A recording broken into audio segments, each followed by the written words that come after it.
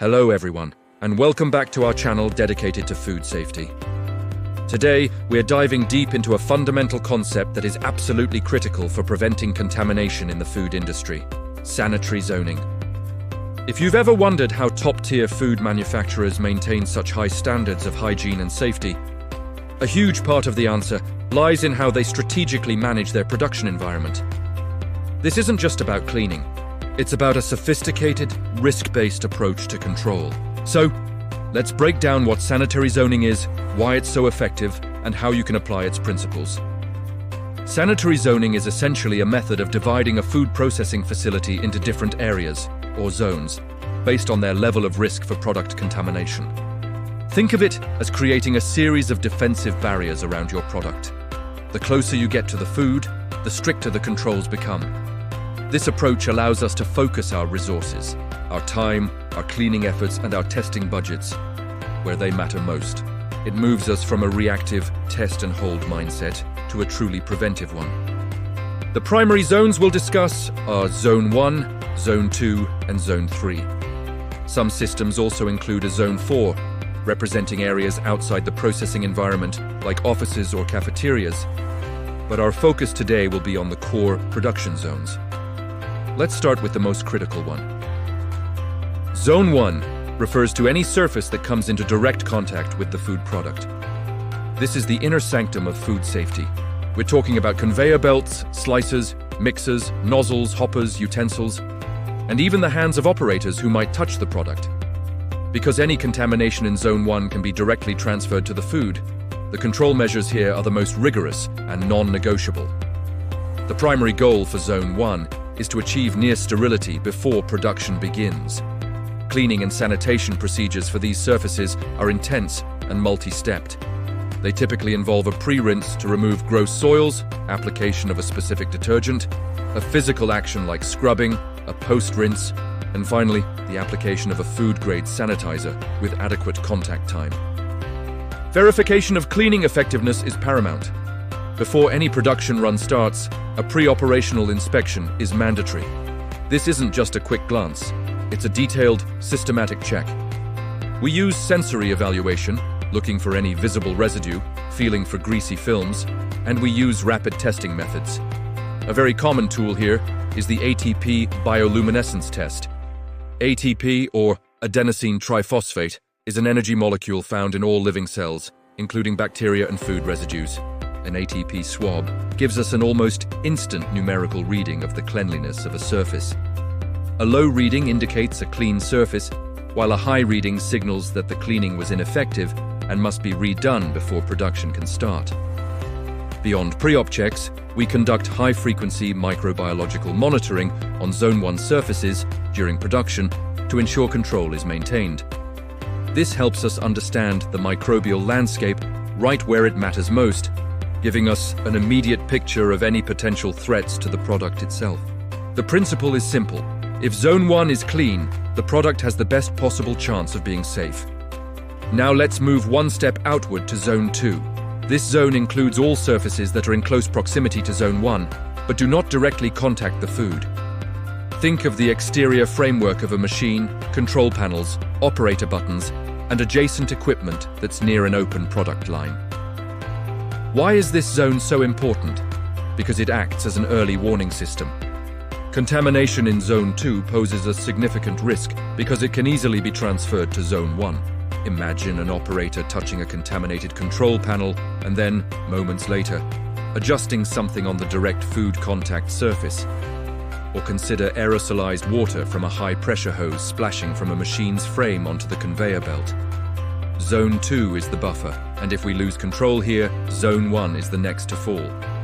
Monitoring in Zone 2 is therefore focused on environmental surveillance. We're looking for indicator organisms that signal a potential loss of hygienic control. We perform scheduled environmental analysis, often taking swabs for total plate counts or specific indicator bacteria. The key here is not just about one-off results, but about trend evaluation. Are the microbial counts in a specific area slowly creeping up over time? This trend could indicate a failing cleaning procedure, a hidden contamination niche, or an issue with equipment design. By spotting these trends in Zone 2, we can intervene and correct the problem before it ever has a chance to migrate to the food contact surfaces in Zone 1. IMNY is about catching the smoke before you see the fire. This brings us to our final and perhaps most underestimated area, Zone 3. This zone encompasses all the surfaces in the processing area that are further away from the product. We're talking about floors, walls, drains, carts, forklifts, and even the soles of workers' shoes. It might seem that these areas are too far away to pose a direct threat, but that's a dangerous assumption. In reality, Zone 3 areas are often the most significant microbiological reservoirs in the entire facility. Why? Drains, for instance, are constantly wet and rich in nutrients, creating a perfect breeding ground for spoilage organisms and pathogens. Floors and walls can harbor bacteria in cracks, crevices, and porous materials. The real danger of Zone 3 is its potential for cross-contamination. Pathogens can be transferred from these areas to more sensitive zones through various vectors. Water from mopping a contaminated floor can splash onto equipment legs. A forklift driving through a contaminated puddle can create aerosols that travel through the air, and workers can carry microorganisms on their boots from a drain area to a clean processing area. A classic and very serious example of this is Listeria monocytogenes. Listeria is a particularly resilient pathogen. It can survive and even grow in cold, wet environments, which makes drains and refrigerated processing floors ideal homes for it.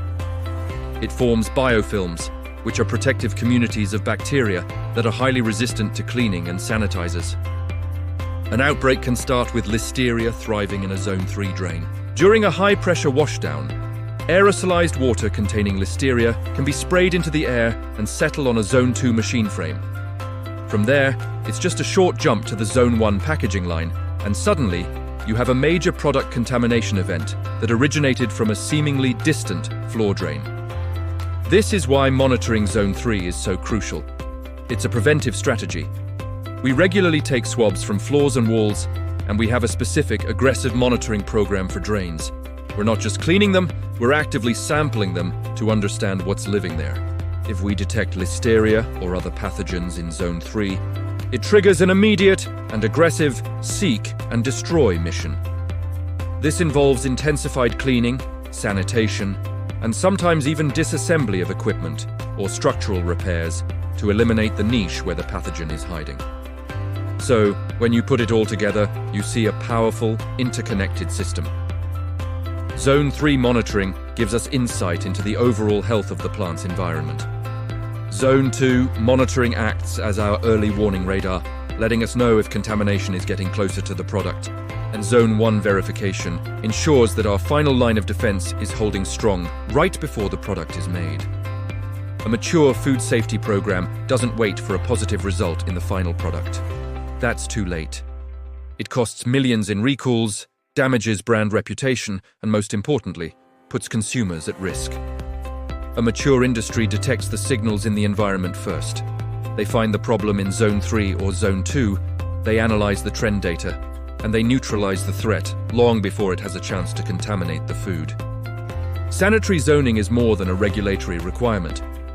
It is a core preventive strategy that empowers you to take control of your environment. It transforms cleaning from a chore into a science and provides a structured framework for risk management. By understanding and implementing these principles, you can build a robust food safety system that protects your product, your brand, and your customers. Thank you so much for joining me for this in-depth look at sanitary zoning. I hope this has been valuable for you.